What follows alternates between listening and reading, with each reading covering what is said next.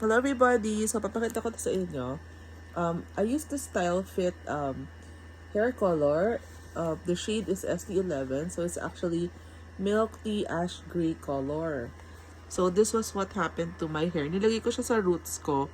Actually, I did not use any bleach. Ginamit ko na lang kung ano yung laman ng box nito. And, ang galing kasi, look at my hair. Nakuha naman niya yung color. Although it's not too gray naman. Ang ganda nung effect niya. It looks like milk tea, ash. And some gray, of course.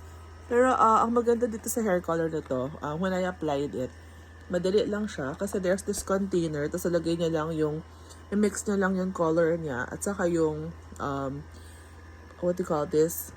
Yung kanyang oxidizer. And then after you mix your oxidizer and the color, you're gonna mix it, diba? Then you're gonna apply it on your hair. So, apply mo sa hair mo. I used the comb. May kasama kasi siyang comb. And then after that, nag-wait lang ako for 30 minutes. And then after that, I rinsed it off. Pag rinse ko sa kanya, may bibigay siya na parang conditioner sachet. You're gonna use it. So, shinampo ko siya, tapos kinonditioner ko siya, tapos pinatuyo ko siya.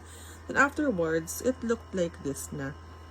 So, maganda naman siya kasi it's very easy to apply. Tsaka hindi siya mabaho. Even after washing it off, hindi mo maamoy yung chemical niya. So, if ever may maamoy ka, parang like, it's like a fruity scent lang, ganyan. So, ito yun. I used this. First time to try this and I loved it. So, ito yung effect. Marami naman siyang shades, pero this one is the ST11 shade. So, milk tea ash gray siya.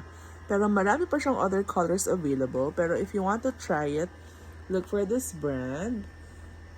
Okay. So, thank you for watching. Bye!